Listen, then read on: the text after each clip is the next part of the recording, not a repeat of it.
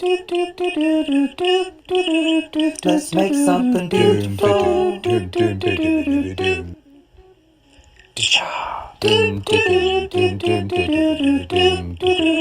Let's make something beautiful.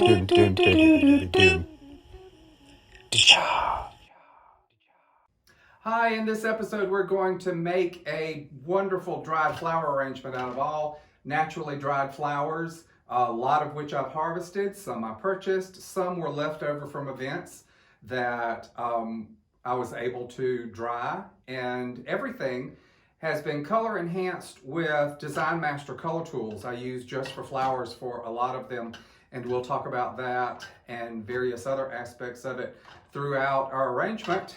So let's just get started. I'm going to do, for the mechanics, instead of foam, I'm going to use Syndicate Sales 6-inch pillow, and I think it's a neat application of this mechanics. It makes it a lot easier, I think, to design, and it's a unusual mechanic for a dried flower arrangement, but works really well. I love it. We're going to use this really cool classic urn, and I'll take you step by step through the whole design. Anytime I use a container, especially glass or metallic or non-porous, I will clean the edges, because I'm going to tape to this. I'll clean the edges with alcohol, rubbing alcohol. I keep these little swabs around. I keep them in my toolkit. They come in very handy, but no other cleaning material leaves a clean surface, or as clean a surface as alcohol does. Everything else leaves a residue, which means when you tape to it, it could make the tape not as secure as it needs to be. So I'll dry it off with a cloth, and that should give us a prepared surface, a really nicely prepared surface for that. Like I said, I'm going to be using the 6-inch Syndicate Sales pillow for the mechanics of this, and it makes it really simple. You just need a container with a nice well, something for the stems to go down into, just like you would for a fresh flower arrangement. I know this is mostly used for fresh flowers, so I love this application for it. I use black Gorilla Tape lots of times for my mechanics, to tape my mechanics together. It's so strong and a lot less expensive. There'll also be a link for this availability in the description. So I will secure the pillow directly to, nothing inside the urn, directly to the top. Take a strip off, so the Gorilla Tape strips really beautifully. So I've stripped off about a little less than a 1/2 inch wide piece, and I will try to follow some of the natural grid work. I'm not going in between the honeycomb cells, but try to follow where they're joined so I don't take up any surface space, and tape a good 3/4 of an inch to an inch of it. Press it down and tape it to the vessel. Push it really hard to make sure that it sticks, and I'll do this crisscross wise. Twice should be enough. Tape is really strong. Now, this is going to be probably a rather big arrangement. And to make it extra secure, I'll take a couple of little pieces and go underneath here and crisscross where it is taped, because a couple of things, it's a dark container and it's black tape, so it just gives a little extra security to it. So I'm going, so you can see a little better, just across what's already there. Make sure it's nice and sturdy, because this will be a permanent design, or semi-permanent, so it's not going to be taken out like it would be as if this pillow were used for fresh flowers. So that's the 4 places that it meets the container. Sometimes if I want it to stick really, really well, I will use a hair dryer on the highest setting or a heat gun just for a few seconds at each place because it kind of melts it to the actual surface of the container. But that's it. That's the mechanics for this. It's super sturdy. The 2 layers of the pillow allow the stems for your major placement, and then the second layer underneath holds it in place. And of course, as you do more and more, the initial placements will help the last placements as you progress further along become more sturdy and more sturdy. So we'll do this the rather traditional way. We'll start making the framework of the arrangement first. So the first points we place will make the size of the arrangement. Then we fill in towards the center. So you'll see that. Now every element, so I'll choose my smallest grass first. This is Pampas. And every element in this I've color enhanced. So like this one, I used the Just for Flowers lemon, and then I variegated it down to using the tiger lily, and the stem is actually, what is that? Verde color, the fresh green. So when you color enhance, and as far as proportion goes, you can go however tall you want. This one is going to be kind of an asymmetrical triangle. I actually know where this is going to live in my home. So, you know, when you know that, you can customize it to a certain area. And I'm going to start with the first placement sort of off center as opposed to in the very center. But these will be done by groupings. And you want to remove as much of the stem as possible because there's going to be a lot of elements in here. So you want to make sure to leave room. So I'm going generally from the smaller to the larger blossoms as I get more towards the center of the arrangement, and sequencing them down with the larger ones towards the bottom. So I'll remove a lot of the husk until I get down.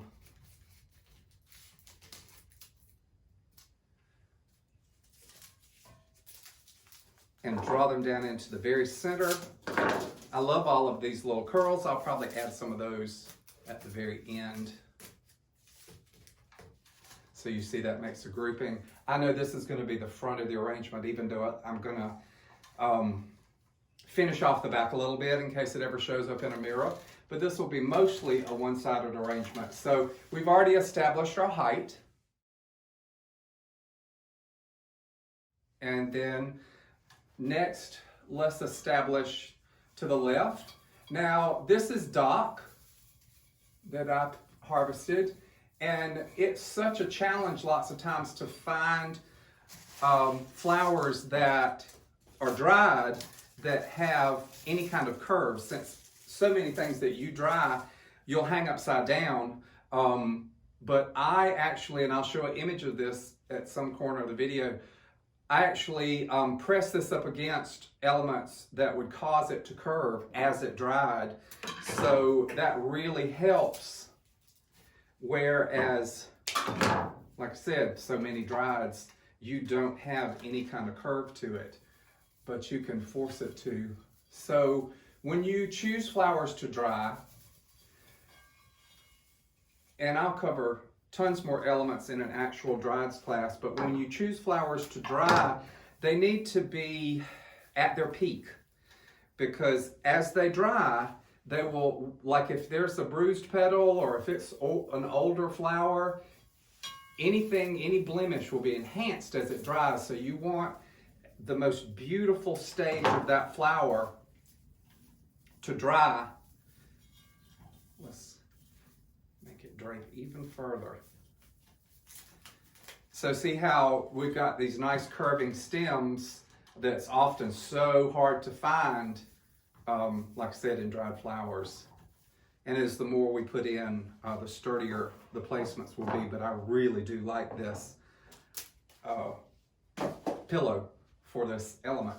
Okay, so we've got the tall, we've got one side. Let's do the eucalyptus. So this is a pre-preserved and pre-dyed element, a burgundy eucalyptus. And let's make a grouping of that define this side of the arrangement. There's weeping and silver dollar and some different spirals, some different kinds. But if we group them, they make more of an impact and retain their individuality. We're doing an analogous color scheme, which is 3 or more colors next to one another on a color wheel. And it's one of the most popular color schemes. It's just really, for some reason, just really easy for the eye to process, and people just love it. So it's really good the more you know about colors and the color wheel, and gosh, just the aspect of color in design, you could spend an entire life learning about that. Here's a wonderfully curved pieces. This is various different kinds of eucalyptus, but they're all the same color. So I'm going to use them together in one grouping. Now a lot of these are darker colors. So you see how that is playing along. Haven't really finished what is much of the back yet. But we'll do a really defined grouping. I actually try lots of times in arrangements to have 2 elements that are the same color. If I choose 3 colors, each element will appear twice in it. Like I have the burgundy mixed eucalyptus, I have a burgundy grass, I have the golden and yellow pampas, and then I have a golden yellow yarrow. The kind of coral protea and some kind of coral roses. So each element kind of unifies by repeating it in some way in the in the arrangement.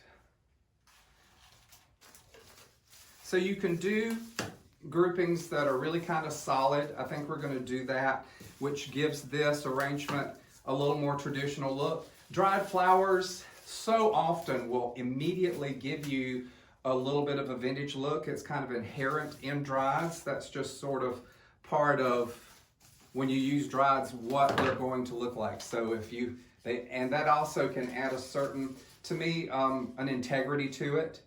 Even though I love faux flowers, and there's a way to make those look natural, but so many times it's just a dried arrangement is so appropriate for interiors. This is certainly a more traditional look, but it does give you that kind of feeling that is as close as you can get to a fresh arrangement. And color enhancing the materials, lots of times, so many times, dried materials are more somber and darker, and enhancing them can give you more color. And when you enhance the color of a dried flower, it is going to remain that color a lot longer, because dried flower arrangements ideally should be kept in an interior away from direct sunlight. The sunlight causes natural colors of the drieds to fade even more, which is not a bad thing, because part of the nature of a dried arrangement is that it will fade and age and become even more vintage, and eventually will have to be replaced. But when you color enhance everything, like this was natural, originally this green color when it was fresh, but I used the Fresh Green Design Master to enhance that now that it's dried, so it will remain that color a lot longer than if you just let it, if you just naturally dried it, it would soften the green and fade over time, and in about a year or 2 years, you would either want to refresh the color by spraying it some, which is not really easy once it's in an arrangement, or replace it. So if you go ahead and just do it in the very beginning, you know that the colors are going to last a whole lot longer. This is some hydrangea that I naturally dried. A lot of the color faded out of it, but I tried to replace those with kind of a tan color, the fresh green, and a little bit of rose color. So we're going to use these in the center of the arrangement. Now, let's see. I'll go ahead and show you with this really short one. Aha. The skewers that I love to use so often, it's just skewers that you get from any grocery store or wherever you decide to go. Bamboo, so they're really sturdy. Short stemmed flowers that are dried. You can use stem wrap that is a waxed tape. You pull it a little bit and it does not stick, but it melts and sticks to itself. The heat of your finger as you spiral it and press it and stretch it at the same time, you'll get it with practice, makes it stick to itself. And you can extend the stem length of any dried flower in that way. I'm using brown tape, you can use black tape, various different colors, because it'll all really get covered up by the time you make the arrangement. But this is going to serve to draw this color. It's kind of got colorways of the grasses down into the center of the arrangement.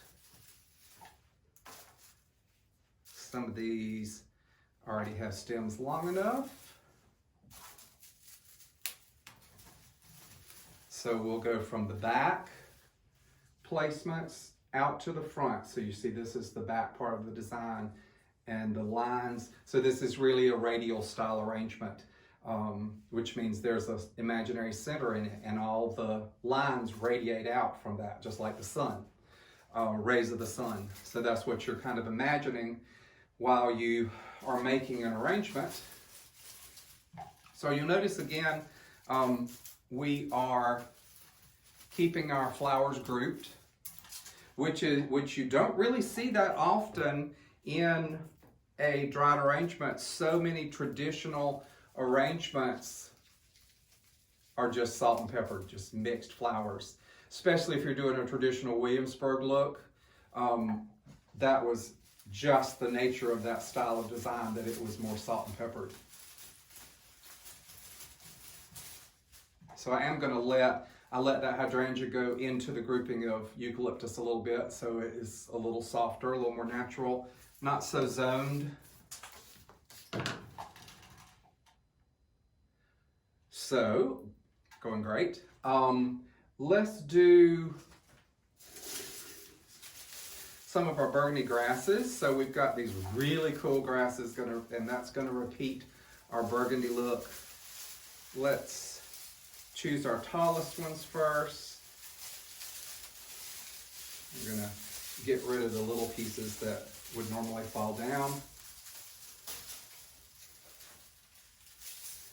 So you'll see we'll place, now these pieces are going towards the back of the arrangement, and you can feel how as more and more blossoms get in there, they are just serving as themselves to sturdy the arrangement up. And it really is easy to get the stems through that pillow. It'll get a little more difficult as we go further along, but that's just the nature of the beast. Let's put one more blossom or one more torch of the pampas grass down here.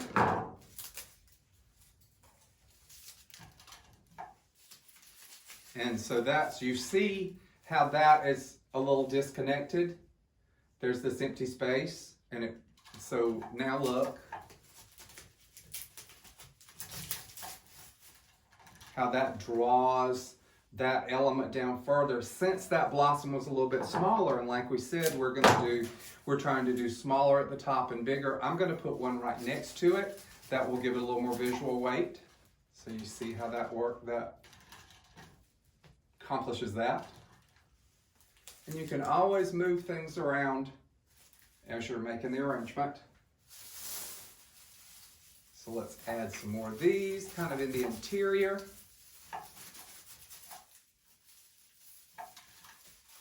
This other burgundy grass I will mix in to the pampas grass, just to kind of break that setting up a little bit.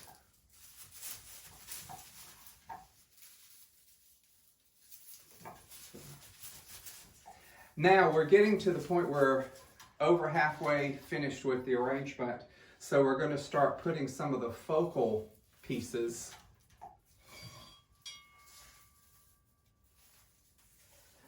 Let's do, so the brightest color I typically put towards the bottom of the arrangement, the focal area, or the most visually weighted color. I'm going to do that with the yarrow. I'll choose my biggest blossoms first. One wonderful thing about dried, you can just break them with your fingers. Don't have to worry about using the clippers. So they are going to go, and the arrangement will continue to shed while you're making it. That's just the nature of the beast. So you see, I'm adding a lot of depth. Now notice when I'm putting flowers in, and I do this with fresh flowers too, if it runs up against other stems, I will spiral the stem, left and right. As it gets placed in the arrangement, it's more likely to deflect off of whatever it's hitting in there. So you see from the side how some are more deeply in the arrangement, and then they come further out. So from the front, that gives you a lot of depth. It draws your eye from out here into the core of the arrangement, as opposed to if everything were just the same level, it would not be very exciting. You definitely would not have as much interest in the arrangement.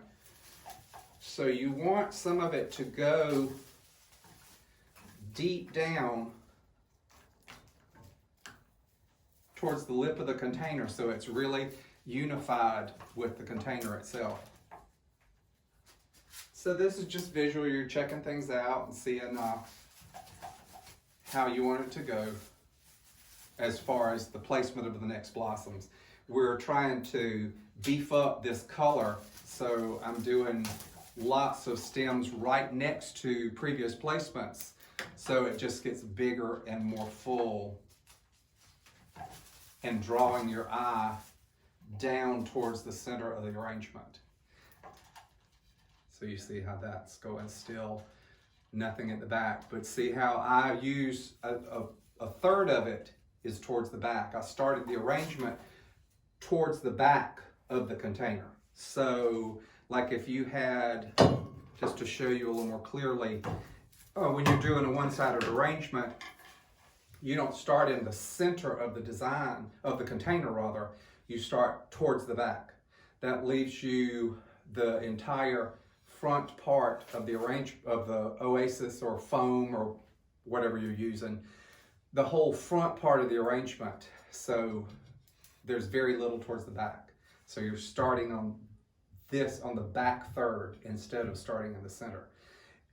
Also, if you started in the center, most of your weight would be towards the front of the container, and it would be very likely to topple over. Get rid of some of this. We can see a little bit better, so let's see what we're doing. We'll draw a little bit of this color up into the design, so we'll leave a stem long and part those previous placements. And that just subtly draws that color up a little bit further. Let's see what we have left. Some dried roses. These were super, super muddy as they dried, which that often happens. That's why, another reason why you have to pick a flower either at its most vibrant or just prior to it, and because as it dries, it's going to deepen sometimes to a neutral. But I used not the Just for Flowers, but a more opaque color tool to color enhance these. And they are a little fragile, but they're not that bad. Roses, if you're drying them yourself, it's best to take off the thorns and most of the foliage in the beginning, because it's not as easy to take them off as the dried version. By the time it gets dried, it's a lot harder to take off. So still, we're putting the grouping of the roses in a grouping, kind of a different shade of the burgundy coral color. Oh, that one, see, you have to be real careful and notice that one just gave up the ghost. I'm not going to take it out, I'll just cut the stem off. That's why it's really best to have more than you think you'll need. But one of the main things about a dried arrangement, and when I started in the industry, the Wavensburg look was really popular, and the first thing you learn is dried flowers are made to look at, not touch. So once you make the arrangement, you should never really touch it again, if at all possible. Ooh, that one just completely exploded. So I think that looks good. Now I've saved my dried protea to last. I have color enhanced this for sure with some nice tiger lily, kind of make it kind of orangey, and some fresh green to freshen up the foliage. But we're going to save this and make a cluster of it towards the center, and it will be more of or really enhance the focal area. So some of the bigger blossoms down deep amongst the hydrangea. So you see how the hydrangea is just giving up the ghost while we make it, but that will all stop once we get finished, and we will not touch it again. So you see how that is working really great. I'm going to leave some of the stems kind of long and also draw this grouping up a little further. See how I'm spiraling it to the left and the right, and it just helps it shimmy its way down into the arrangement. Let's do a really tall one to give a break in all these grasses at the very top. And I put it in until I felt it was really secure. See how that heavy and then lighter until it draws up into the top and is more delicate visually at the very top. And then you're going to see where maybe it needs the final element. We're in the detail, what I call the detailing stage of the arrangement. There's a little bit of foliage that's kind of cool. We'll use it right in the center as well. So that's looking. Now let's enhance the dock a little more. And let's also use the dock in the back to fill in. So see how you have that wonderful curve.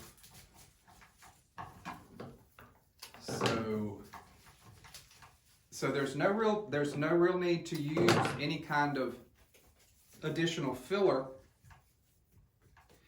in the arrangement, because there's really not a whole lot of mechanics to cover up. The floral elements themselves are covering up. So see how from the side you've got not a straight back, but it flares out just a little bit, gives a more natural look from the side. And we're going to do some of these elements, make sure there's no unattractive spaces from the side. Also needs a little bit, see how that's a little bit higher, keeps you from having such a flat back, makes some go more towards the, what would you know is going to be the wall.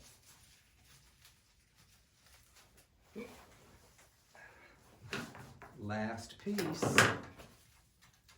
So you start really planning as you run out of material how to best use them. I think that's it.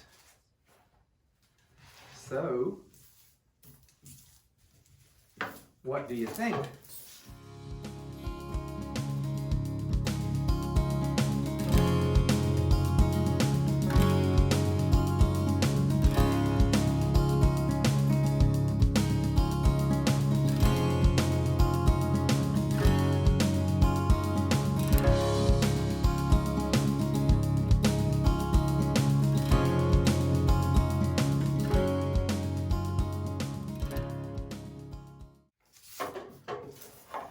So again, I mean, like one of the major things to consider with a dried arrangement is you never touch it again. Now, what I would do after all of this is done is take some sort of clear spray that's matte finished and spray over the whole thing. Like you could put a plastic bag over the container, tie it, and then spray over the whole thing. Be careful about spraying eucalyptus and things like that, because the matte, even a clear, will change the finish of a lot of drieds, but it'll be perfect for the hydrangea and everything else in this arrangement. It might give things flat surfaces like the grasses a little bit of a matte satin sort of sheen to it, but it's not a bad thing. Most of these will never appear in really super bright light. They'll be in some interior. And another thing to show is that I made the front of the container not one of the squared sides, but one of the edges of the container moving forward as its front. So just a little unexpected, just a little different. But I hope you like that, and I hope you picked up some really good tricks and tips and that sort of thing. As we designed it, look for a lot of the elements that I used in it as far as the sprays and the pillow. There's links to purchase those in the description below. Please remember to like and subscribe, and if you enjoyed it, please share. And I so hope that you enjoyed it as much as I did. So remember, no matter where you are, and with whatever you have, make something beautiful. Let's make something beautiful.